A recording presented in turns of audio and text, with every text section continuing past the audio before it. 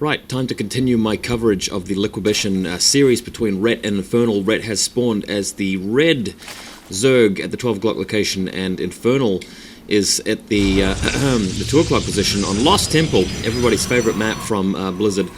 All throughout Warcraft 3 and StarCraft, Lost Temple has been a fan favorite, and Ret and Infernal are playing on this map for their second game. Looks like the Overlord's scouting Infernal straight away, so that's quite useful, and sees that there are 2 gateways being built, so Ret knows from the straight off that he's going to be up against that. Let's see if he decides to play any differently. Now, if this was StarCraft 1, you might decide not to put down your second hatchery for a bit, mass Zerglings, or maybe, well, let's have a look. He's deciding to put down his hatchery anyway. I guess because he's built his pool first, you're fine. I mean, as in StarCraft 1, as long as your pool is up first before that second hatchery, it's going to be rather possible to stop the Zealots. Let's just say that what I'm interested to see is how early he puts down his Roach Warren, because as we know, Roaches are the unit that you build to respond to Zealots. You build them to respond to Sentries, you build them to respond to Stalkers, you build them to respond to Immortals, you build them to respond to Colossus, pretty much everything. Interesting unit, the Roach, because in StarCraft 1, Zerglings and Hydralisks had some severe weaknesses against both Terran and Protoss, but they also had particular strengths, and hey, there's the Roach Warren. So, yeah, predictably, opening up with a Roach Warren yet again, and going for Roaches, just because they seem to be the unit that you always make if you're Zerg in StarCraft 2. I've heard in Zerg versus Zerg matches, really Roaches are what it's all about, just like Mutalisks and Zerglings were they all the rage in ZVZ in StarCraft 1. Looks like Ret's sending out a couple of Zerglings just to sort of tail these Zealots and see where they're at. The Roach Warren's going to be up before long, and she'll get some Roaches out to stop these Zerglings, these Zealots. But with 2 of them up there already, and the drone in support, how much damage is he going to be able to do? Now, Ret has actually pulled out, 6 Zerglings there?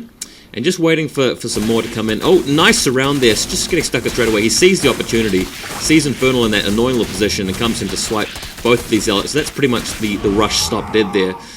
If another 2 Zealots come in, they're going to be suffering the same fate. So what's actually happened here is that Infernal's decided to go for a quick expansion. He's used the Zealots as a cover for that. So that's worked, and he gets to try and catch up in terms of tech, and I quite like that. I mean, that's the smart way to do it. But Red, of course, is going to see that, moving his Overlord over, just sees the expansion, he knows what he's up against. Now Red has the opportunity to put a bit of offensive maneuvers in here. He can mass up with Zerglings or maybe just Roaches and just hit the front, and unfortunately Infernal's going to be forced to build a lot of phone cannons. So, interesting situation here. Zerglings moving and killing the probe, very nice. Very cute stuff, and Roaches finally arriving. Let's see how this works out, because that 3 Roaches now more than enough to beat off those Zealots, even if the other Zealots come in here. They're going for the Photon Cannon, that's quite nice. Killing the Photon Cannon, and now it's going to be a bit of micro. Roaches against Zealots, and as you know, Roaches actually regain their health points really quickly, so Ret being quite smart here. Really good micro, unfortunately, allowing one of them to die. He probably could have kept that alive, but you've got to make quick decisions. And maybe he had a couple of tasks to complete back at home, didn't want to fall behind on that.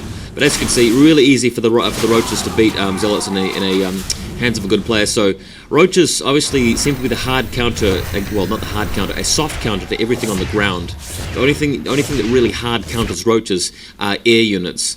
And of course, Zerg actually have a dedicated air-to-air unit, which is the Corruptor. So we may see that later on in the game, or in the series, and Roaches being really decisive here, going straight for the Photon Cannons.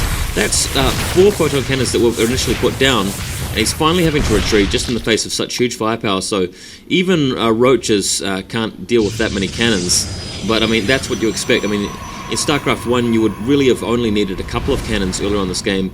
You would have been able to build buildings further up. You would be able to build your expansion a bit earlier.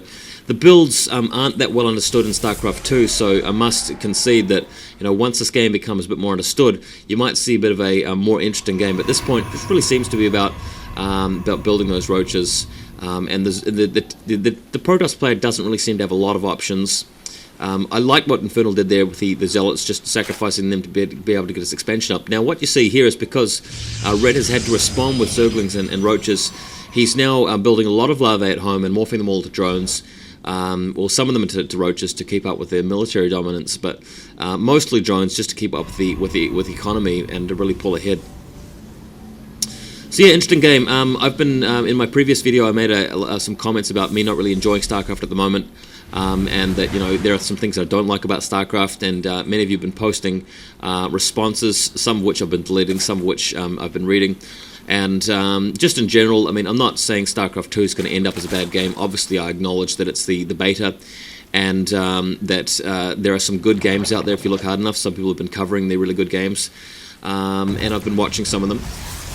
But at this current point in time, it doesn't feel like that fun a game for me to play at the moment. I've actually played about 150 games of the beta, so everybody out there who hasn't played any games of the beta or at all and are posting sort of comments about, you should think about this and that, you're not really beta testers, so you guys don't really have much of a voice in this whole sort of forum of things. Although many of you guys are in the beta and you're wanting to comment, all good. Welcome to hear what everybody has to say there. But again, I mean, it's just my YouTube channel. You guys know me. Just really post videos for fun. I'm not really trying to make any huge statements. Just really giving you guys my opinions if you're interested. Gateway's coming up now for Infernal. He's trying to get the most of his expansion. As you can see, he's taking up with the robotics support bay. So it's going to be a bit of a camp fest at this point. Now, in StarCraft 1, you'd see the Zerg taking extra bases. In StarCraft 2, you basically see the Zerg taking extra one base, which would be the mineral, the high yield minerals, which he is actually clearing up at the moment. The roaches are setting that up. So as you can see on the minimap, an extra expansion going up. That's all he needs, really. He doesn't really need to overcommit. You don't really have to make that mistake of sort of building 2 expansions and then getting a loss to a timing push.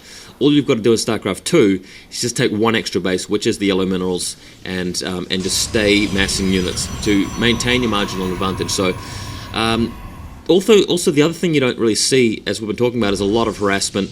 It's just basically a camping game.